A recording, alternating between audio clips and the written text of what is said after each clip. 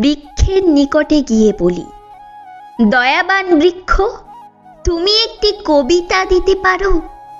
বৃক্ষ বলে, আমার বাকল ফুঁড়ে আমার মজ্জায় যদি মিশে যেতে পারো তবে হয়তোবা পেয়ে যাবে একটি কবিতা। জীর্ণ দেয়ালের কানে বলি, দেয়াল, আমাকে তুমি একটি কবিতা দিতে পারো? পুরনো দেওয়াল বলে শ্যাওলা ঢাকা স্বরে, এই ইট সুরকের ভিতর যদি নিজেকে গুড়িয়ে দাও তবে হয়তোবা পেয়ে যাবে একটি কবিতা।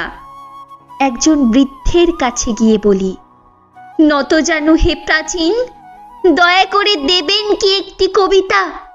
স্তব্ধতার পর্দা ছিঁড়ে বেজে ওঠে প্রাজ্ঞকণ্ঠ, যদি আমার মুখের রেখা বলি তুলে নিতে পারো নিজের মুখাবয়বে তবে হয়তোবা পেয়ে যাবে একটি কবিতা। কেবল কয়েক ছত্র কবিতার জন্য এই বৃক্ষ, জরাজীর্ণ দেয়াল এবং বৃদ্ধের সম্মুখে নত জানু আমি থাকবো কতকাল? বলো, কতকাল?